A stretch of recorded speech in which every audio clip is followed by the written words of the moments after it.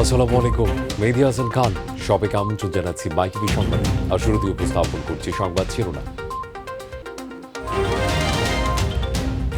19 August থেকে চলবে সব গণপরিবহন, খুলছে পর্যটন কেন্দ্র। পরিস্থিতির অবনতি হলে আবার বিধিনিষেধ বললেন জনপ্রশাসন প্রতিমন্ত্রী। গণটিকার শেষ দিনে কেন্দ্রে কেন্দ্রে মানুষের ঢল, নানা অব্যবস্থাপনা। চলতি মাসে 1 কোটি টিকা আসবে দেশে, জানালেন স্বাস্থ্যমন্ত্রী। করোনায় আরো 215 জনের মৃত্যু। হাসপাতালে রোগীর চাপ কমলেও আইসিইউ সংকট। লকডাউন শিথিলে সংক্রমণ বাড়বে, আশঙ্কা বিশেষজ্ঞদের। $600 মিলিয়ন ক্রিপ্টোকারেন্সি হ্যাক। ডিজিটাল মুদ্রার ইতিহাসে সব থেকে বড় হ্যাকিং এর ঘটনা, এটি জানিয়েছে পলি নেটওয়ার্ক। বলছিলাম সংবাদ শিরোনাম, এবারে জানাতে চাই পুরো খবর।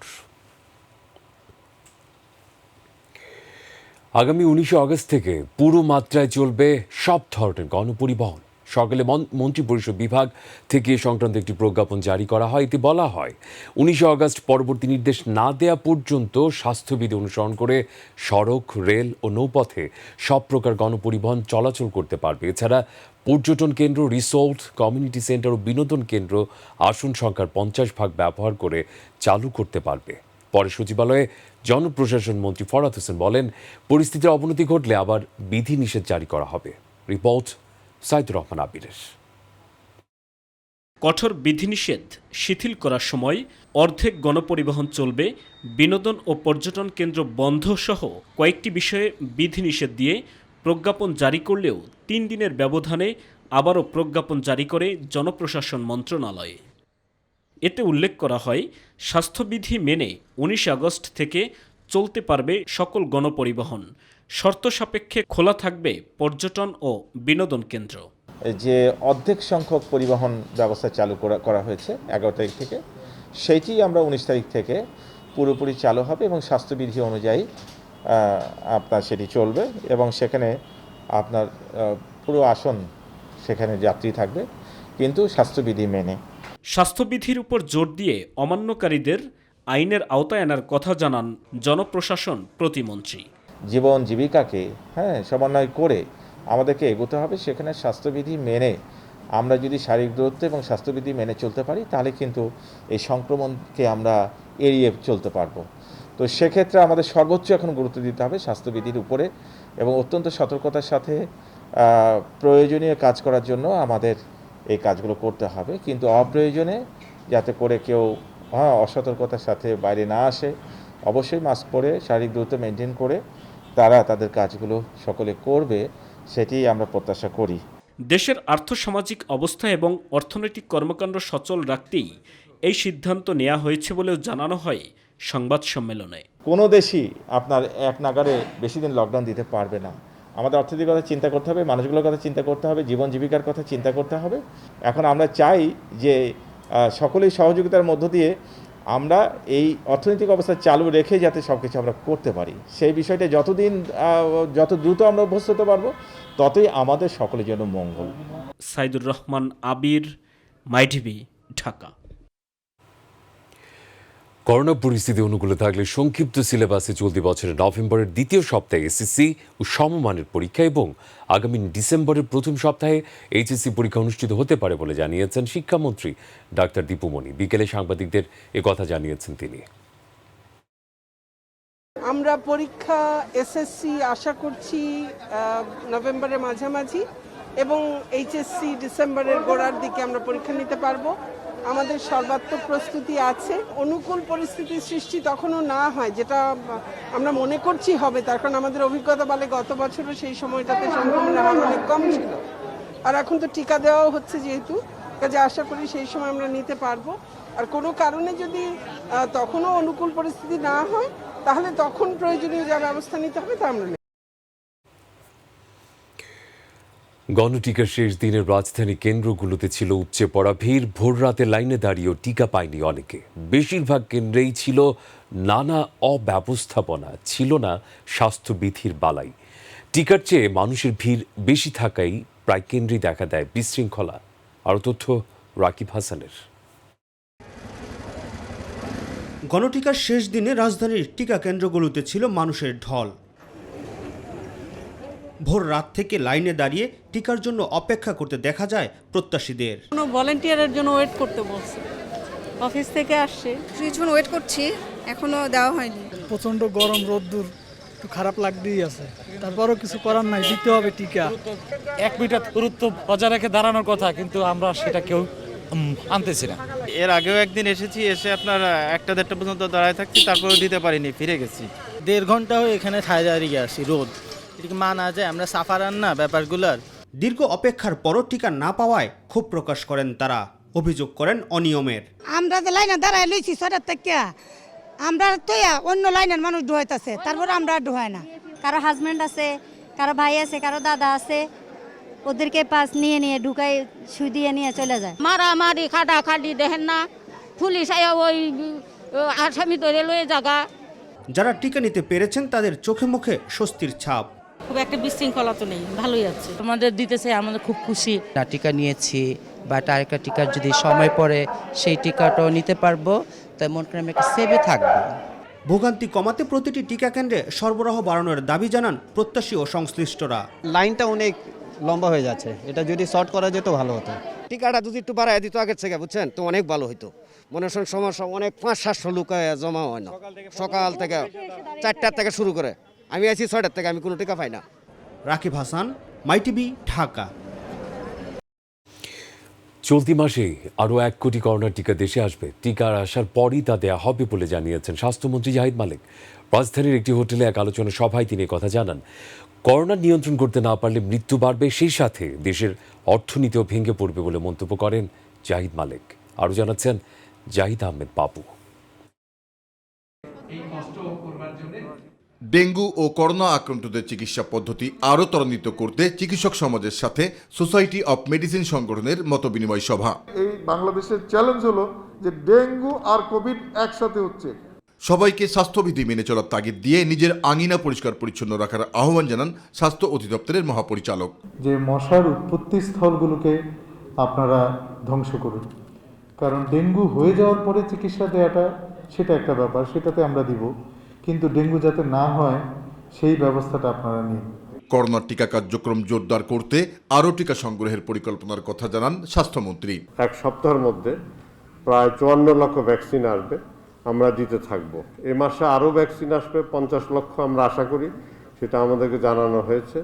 এ মাসে 1 কোটির উপরে ভ্যাকসিন চলে আসবে। কাজে আমাদের ভ্যাকসিনের প্রাপ্যতা সাপেক্ষে আমরা ভ্যাকসিন দিতে থাকব। সংক্রমণ কমানোর পাশাপাশি মৃত্যুর হারও কমানোর জন্য সবাইকে সতর্ক হওয়ার তাগিদ দেন জাহিদ মালিক। করোনা নিয়ন্ত্রণ না করলে কিন্তু অনেক কঠিন পরিস্থিতি হবে। কাজেই করোনার নিয়ন্ত্রণ যদি না করতে পারি, তাহলে আমাদের অর্থনীতিতে বিরাট চাপ পড়বে। এই জিনিসটা আমাদের বুঝতে হবে। আমাদের মৃত্যুর সংখ্যা বেড়ে যাবে, আমাদের দারিদ্রতা বেড়ে যাবে, আমাদের কর্মহীন লোকের সংখ্যা বেড়ে যাবে, এর পাশাপাশি প্রোপাগান্ডাও বেড়ে যাবে। সেই জন্য আমাদেরকে ইনফেকশন কন্ট্রোল করাটা খুব জরুরি। জাহিদ আহমেদ বাবু, মাই টিভি, ঢাকা। সংবাদের রিপোর্টে করোনায় আক্রান্ত মৃত্যুর প্রসঙ্গ। দেশে করোনা সংক্রমণে গত 24 ঘন্টায় আরও 215 জনের মৃত্যু হয়েছে। এ সময় নতুন রোগী শনাক্ত হয়েছে 10,126 জন। করোনায় মৃত্যু রোগী শনাক্ত আগের দিনের তুলনায় কমেছে। আগের দিন 237 জনের মৃত্যু এবং 10,420 জনের করোনা শনাক্ত হয়েছিল। গত 24 ঘন্টায় 45,078 জনের নমুনা পরীক্ষা করা হয়। পরীক্ষার বিপরীতে রোগী শনাক্তের হার 22.46%। আগের দিন এই হার ছিল 23.45%। স্বাস্থ্য অধিদপ্তর জানিয়েছে, দেশে এখন পর্যন্ত করোনা সংক্রমিত শনাক্ত রোগী সংখ্যা 13,96,868 জন, আর মারা গেছে 23,613 জন।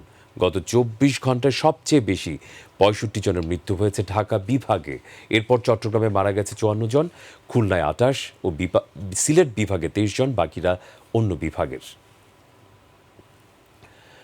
করোনা সংক্রমণের হার কিছুটা নিম্নমুখী হওয়ায় প্রভাব পড়ছে হাসপাতালে। রাজধানী হাসপাতালে এখন ভর্তি ইচ্ছুক রোগীর চাপ কিছুটা কম, তবে আইসিইউ সংকট আগের মতোই। টানা লকডাউনের সুফল আরও 1 সপ্তাহ থাকবে বলে জানান বিশেষজ্ঞরা। তবে লকডাউন শিথিল হয় আবারও সংক্রমণ বাড়ার আশঙ্কা করছেন তারা। আরও তথ্য এসএম আরিফের। করোনার তৃতীয় ঢেউ আসার পর দেশে একসময় শনাক্তের হার ওঠে 30-এর উপর। গত কয়েকদিন ধরে তা কিছুটা নিম্নমুখী।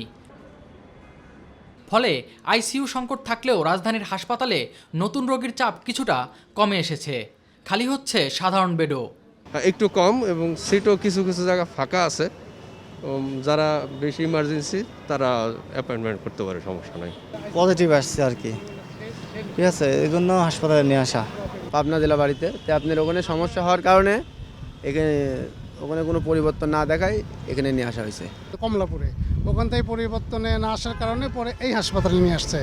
এখানে কিন্তু কাউকে উপরে ঢুকতে দিতেছে না। এরা যারা আছে সুন্দরভাবে করতেছে, ডিউটি পালন করতেছে, কোনো সমস্যা না। সংক্রমণের নিম্নমুখী অবস্থা আশাব্যঞ্জক বলে জানান বিশেষজ্ঞরা। গত 23শে জুলাই থেকে যে ধারাবাহিকভাবে বিধিনিষেধ ছিল, সেটার একটা ফল আমরা এখন দেখতে পাচ্ছি। প্রতিদিনের সংক্রমণের সংখ্যা একটু কম এবং শনাক্তের হারটা একটু কম, এবং আপনি হাসপাতালে দেখে এসছেন ঢাকা শহরে ঢাকার বাইরের থেকে রোগী আসাটা কমে গেছে, এটা ঠিক, একটা নিম্নমুখী অবস্থা। তবে লকডাউন শিথিল হওয়ায় আবারও সংক্রমণ বাড়ার আশঙ্কা করছেন তিনি। কিন্তু এখনকার বিধিনিষেধ এর মধ্যে যদি আমরা খুবই সতর্কভাবে চলাফেরা না করি, আমরা যদি ভিড় সৃষ্টি করি, স্বাস্থ্যবিধি না মানি এবং প্রতিটি শনাক্ত রোগীকে যদি আমরা ব্যবস্থাপনায় না নিয়ে আসি, তাহলে কিন্তু সংক্রমণ 2 সপ্তাহ পরে আবার বেড়ে যাবে এবং 3 সপ্তাহ পরে মৃত্যুর সংখ্যাটা আবার বেড়ে যেতে পারে। করোনা থেকে রক্ষায় সবাইকে কঠোরভাবে স্বাস্থ্যবিধি মানার পরামর্শ দেন ডাক্তার মুশতাক হোসেন। SM আরিফ, মাই টিভি, ঢাকা। অন্যান্য প্রসঙ্গ, $600 মিলিয়ন ক্রিপ্টোকারেন্সি হ্যাক করেছে হ্যাকাররা। বাংলাদেশি টাকা যার পরিমাণ 5,090,44,40,000 টাকা। ডিজিটাল মুদ্রার ইতিহাসে এটি সব থেকে বড় হ্যাকিংয়ের ঘটনাগুলোর একটি। পলি নেটওয়ার্ক জানিয়েছে হ্যাকাররা মোট 193 মিলিয়ন পাউন্ডের অ্যাথেরিয়াম হ্যাক করেছে। এটি বিশ্বের দ্বিতীয় বৃহত্তম ক্রিপ্টোকারেন্সি। রিপোর্ট মোবাল্লিক করিমের। ডিজিটাল মুদ্রার ইতিহাসে সবথেকে বড় হ্যাকিংয়ের ঘটনা সামনে এলো, যার পরিমাণ $600 মিলিয়ন, বাংলাদেশি টাকায় প্রায় 5,090,50,44,000 টাকার সমান। বলা হচ্ছে এ যাবৎকালের ডিজিটাল মুদ্রার ইতিহাসে এটি সবচেয়ে বড় হ্যাকিংয়ের ঘটনাগুলোর একটি। এক বিবৃতিতে পলি নেটওয়ার্ক জানিয়েছে হ্যাকাররা মোট 193 মিলিয়ন পাউন্ডের এথেরিয়াম হ্যাক করেছে। এটি বিশ্বের দ্বিতীয় বৃহত্তম ক্রিপ্টোকারেন্সিগুলোর একটি। এরই মধ্যে পলি নেটওয়ার্ক এই অর্থ ফেরত দেওয়ার আহ্বান জানিয়েছে হ্যাকারদের। একটি মাধ্যম বলছে হ্যাকাররা এই আহ্বানের পরপরই মোট হ্যাকিং করা অর্থের 1% ফেরত পাঠিয়েছে। হ্যাকিং নিয়ে ডিজিটাল সিকিউরিটি ফার্ম EASETর সাইবার সিকিউরিটি বিশেষজ্ঞ জ্যাক মুরে বলছেন, বিশ্বের ক্রিপ্টোকারেন্সিগুলোর বড় একটি অংশ অরক্ষিত। হ্যাকারদের কাছে এভাবে অর্থ ফিরিয়ে দেওয়ার আহ্বান জানানো মানে হচ্ছে সরকার বা প্রতিষ্ঠানটির করার মতো আর কিছুই নেই। যদিও বা এভাবে ডাকাতিতে সাধারণত ব্যাংকটি ক্ষতিগ্রস্ত হয়, কিন্তু ক্রিপ্টোকারেন্সি ব্যবহারকারীদের অ্যাকাউন্টেই জমা থাকে। মুবাল্লিক করিম, মাই টিভি। বিএনপি রাজনীতি এখন লাইফ সাপোর্টে আছে বলে মন্তব্য করেছেন আওয়ামী লীগের সাধারণ সম্পাদক ওবায়দুল কাদের। তিনি বলেন, বিএনপি নেতারা একদিকে জনমানুষের আতঙ্কে আছে, অপরদিকে হঠকারী রাজনীতির কারণে তারা তাদের কর্মী সমর্থকদের আস্থা হারিয়েছেন। আওয়ামী লীগের সাধারণ সম্পাদক সকালে তার সরকারি বাসভবনে ব্রিফিংকালে মন্তব্য করেন। ওবায়দুল কাদের আরও বলেন, বিএনপির অন্তঃসারশূন্য উদ্দেশ্যমূলক অপপ্রচারে সরকার কান দেয় না, কারণ জনগণ এসব কথামালার চাতুর্য বিশ্বাস করে না। ভেন্টিলেশনে আছে, আমরা বলবো চোখ থেকে ক্ষমতা রঙিন খোয়াবের চশমা খুলে নিজেদের পায়ের তলায় মাটি আছে কিনা সেটা আগে দেখুন। আসলে বিএনপি রাজনীতি এখন লাইফ সাপোর্টে আছে। কর্মীদের আক্রোশের শিকার হবে মনে করে নেতারা মাঠে নামেন না। তারা একদিকে জনমানুষের আতঙ্কে আছে, অপরদিকে হঠকারী রাজনীতির কারণে নিজেদের কর্মী সমর্থকদের আস্থা হারিয়েছে নেতারা। বিএনপি বেঁচে আছে এখন শুধু মিডিয়ার কল্যাণে। করোনা মহামারী মোকাবেলায় ব্যর্থতার দায় নিয়ে সরকারের পদত্যাগ করা উচিত বলে মন্তব্য করে বিএনপি মহাসচিব মির্জা ফখরুল ইসলাম আলমগীর বলেছেন, অপরিকল্পিত লকডাউন ও টিকা ব্যবস্থাপনা সব মিলিয়ে সরকার ব্যর্থ।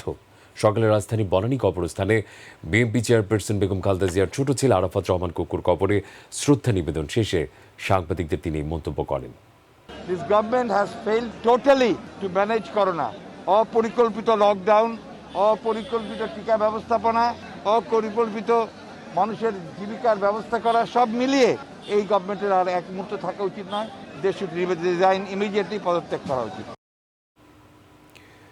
মুজিব শতবর্ষের অঙ্গীকার নিয়ে প্রধানমন্ত্রীর দেয়া অসহায় দরিদ্রদের ঘর নির্মাণে অনিয়মের চিত্র মাই টিভিতে তুলে ধরার পর সরকারের পক্ষ থেকে করা হয় একাধিক তদন্ত কমিটি।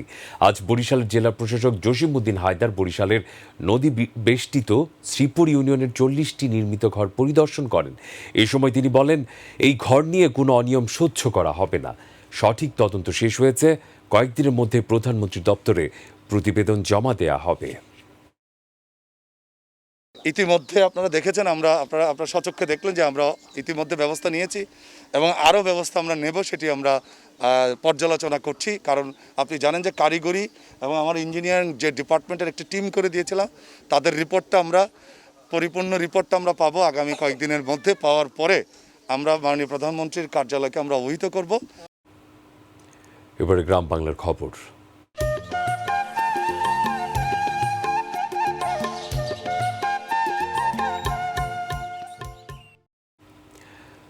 পদ্মার ভাঙনে দিশেহারা মানিকগঞ্জের চরাঞ্চলবাসী। ভাঙন অব্যাহত থাকায় দুশ্চিন্তায় দিন কাটছে তাদের। ইতোমধ্যে নদীগর্ভে বিলীন বহু বসতভিটা, ফসলি জমি ও সরকারি স্থাপনা। ভাঙন রোধে সরকারের সহায়তা চেয়েছেন চরাঞ্চলবাসী। তা না হলে যেটুকু আছে সেটুকু চলে যাবে পদ্মার পেটে। প্রতিনিধি আইজুল হাকিমের রিপোর্ট, জানাচ্ছেন আতিকুর রহমান তিতাস। মানিকগঞ্জে কয়েক মাস ধরে পদ্মা নদীতে তীব্র ভাঙন দেখা দিয়েছে। ভাঙন অব্যাহত থাকায় নদীগর্ভে চলে গেছে কয়েকশো বিঘা ফসলি জমি ও বসতভিটা। বস্তা ফেলতে 4-5 দিন কাজ করতেছে, ওর মধ্যেই মানে বস্তা সহই একদিন ভেঙে যায়। দিনে দিনে আরো ভয়ঙ্কর হয়ে উঠেছে পদ্মা। জমি জমা হারিয়ে মানবেতর জীবনযাপন করছেন হরিরামপুরের বাসিন্দারা। আমার বয়সে আমি 8বার বাড়ি ভাঙছি। এখন সরকারে যদি ব্যবস্থা নেয় তাহলে গরিব মানুষ বাঁচবো, আমার মতো মানুষ, তাছাড়া বাঁচবো না। এখন যেটুকু অংশ রয়েছে সেটুকু রয়েছে ভাঙনের ঝুঁকিতে। তাই ভাঙন রোধে সরকারের সহযোগিতা কামনা চরাঞ্চলবাসীর।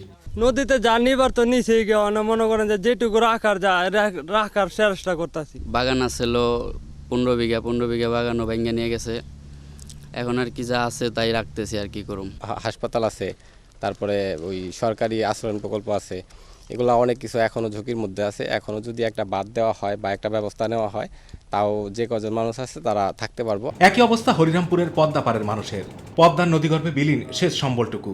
পরিবার পরিজন নিয়ে পথে পথে ঘুরে বেড়াচ্ছেন মাথার গোজার ঠাঁইয়ের জন্য। বাড়ি নদীর গর্ভে চলে গেছে। এখন যে সরকারি একটা রাস্তা আছে, সে রাস্তার মধ্যে পরিবার পরিজন নিয়ে আশ্রয় নিছি, তাও আশঙ্কাজনক। পদ্মার হাত থেকে ভাঙন রোধে যথাযথ পদক্ষেপ গ্রহণের কথা জানালেন উপজেলা নির্বাহী কর্মকর্তা। নদীগর্ভে মানে চলে গেছে ভিটি এবং আরও যেগুলো ঝুঁকির মধ্যে আছে সেটারও একটা রিপোর্ট আমরা ইতিমধ্যে পাঠিয়েছি। আমরা আশা করি পানি উন্নয়ন বোর্ড পরবর্তী তাদের পরিদর্শনপূর্বক তাদের পরবর্তী প্রয়োজনীয় ব্যবস্থা নেবেন। চরাঞ্চল ও পদ্মাপাড়ের বাসীদের দুর্ভোগ লাঘবে দ্রুত ব্যবস্থা নেওয়ার আশ্বাস নির্বাহী প্রকৌশলীর। আমি আমার ডিজি স্যারের সাথে কথা বলছি, মহাপরিচালক মহোদয়ের সাথে কথা বলছি। আমরা হরিরামপুরে আমাদের বাহাদুরপুরে কিছু জায়গা ক্ষতিগ্রস্ত হয়েছে, ওই জায়গায় আমরা কাজ শুরু করব এই আগামী 2 দিনের মধ্যে। আতিকুর রহমান তিতাস, মাই টিভি। রাজধানী হাতিরঝিলে বাংলাদেশ নারী পুলিশ কল্যাণ সমিতির আয়োজনে সামাজিক বনায়ন কর্মসূচি পালন করা হয়েছে। সকালে পুনাক সভানেত্রী জিশান মির্জা ও সাধারণ সম্পাদিকা মোসাম্মদ খাদিজাতুল কুবরা সহ অন্যান্য নেতৃবৃন্দ বৃক্ষরোপণ করেন। এই সময় সামাজিক বনায়ন কর্মসূচির আওতায় ফলজ বৃক্ষরোপণের মাধ্যমে সবুজ বাংলাদেশকে সবুজতর করার জন্য সবার প্রতি আহ্বান জানান সবাই।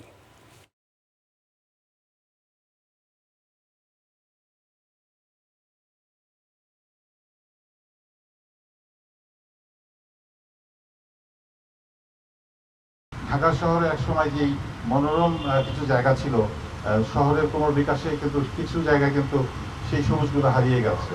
মনে পড়ে যে রামপুরা থেকে মৌচাকের কৃষ্ণচূড়া শাড়ি, সেনাবাহিনী হয়তো একসময় হাতিঝিল থেকে চলে যাবে, বাট দায়িত্বটা থেকে যাবে কিন্তু রাজধানী উন্নয়ন কর্তৃপক্ষ এবং ল অ্যান্ড অর্ডার এবং এটার নিরাপত্তা ব্যবস্থা এবং অন্যান্য সব কিছু কিন্তু আলটিমেটলি বর্তাবে সেই পুলিশ সদস্যদের উপরেই। যারা হাঁটতে আসবেন বা যারা শুনছেন বা দেখছেন, আমি সবার কাছে আন্তরিক প্রার্থনা জানাচ্ছি, আপনারা যে গাছগুলো লাগানো হচ্ছে বা আপনারা আপনাদের বাসার পাশে যদি কোনো গাছ দেখেন, দয়া করে গাছটাকে পরিচর্যা করেন, গাছটাকে বড় হয়ে উঠতে দেন। আমাদের কৃষি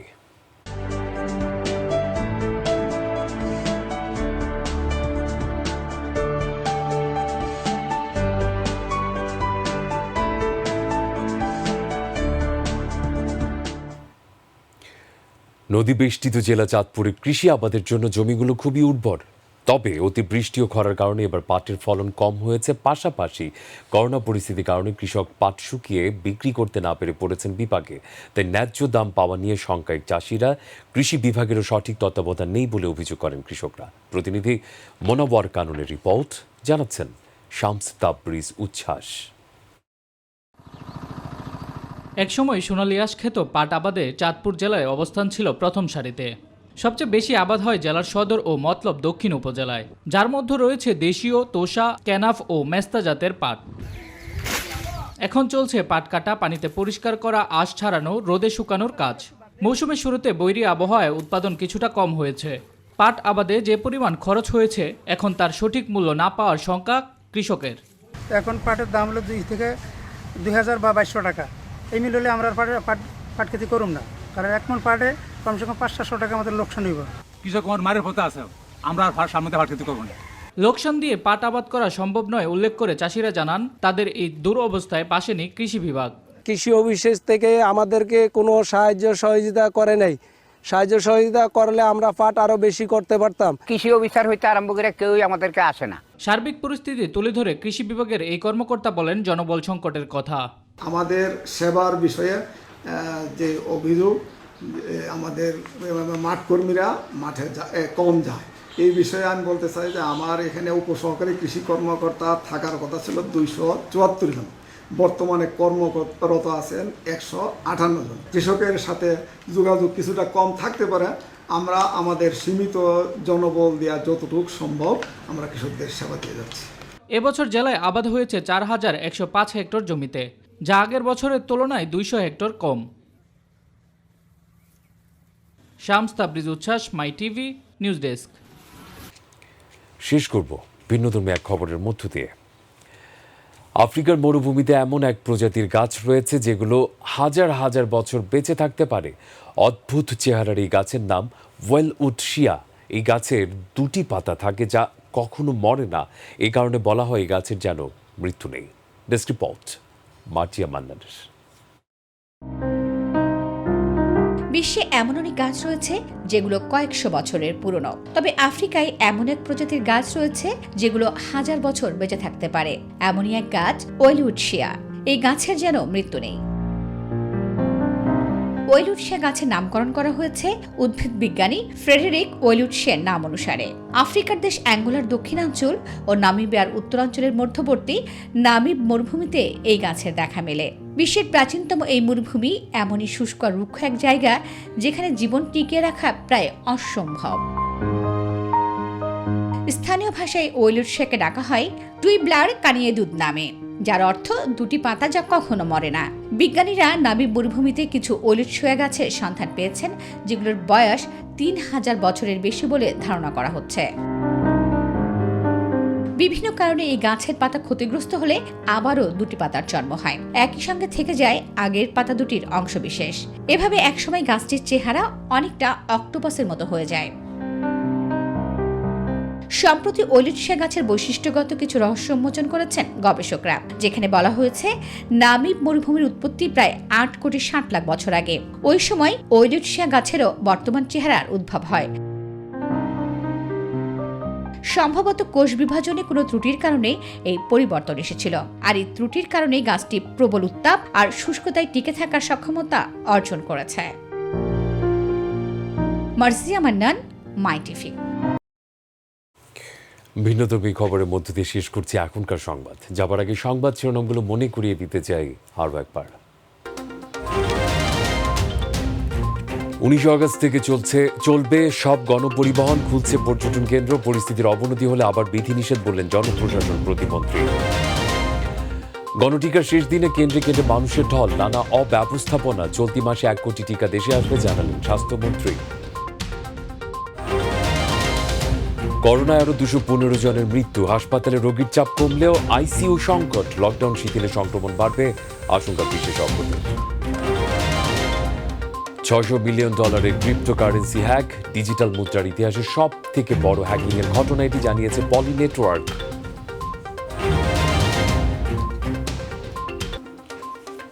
দর্শক ছিল এখনকার সংবাদে।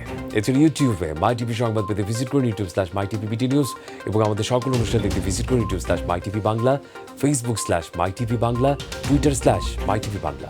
পরবর্তী সংবাদ রাত 9:30 দেখার আমন্ত্রণ জানিয়ে বিদায় নিচ্ছে মেহেদী হাসান খান। আর দর্শক, করোনা সংক্রমণ রোধে সবাই সতর্ক থাকুন, মাস্ক পরুন, স্বাস্থ্যবিধি মেনে চলুন, সুস্থ থাকুন, সে প্রত্যাশায় আল্লাহ হাফেজ।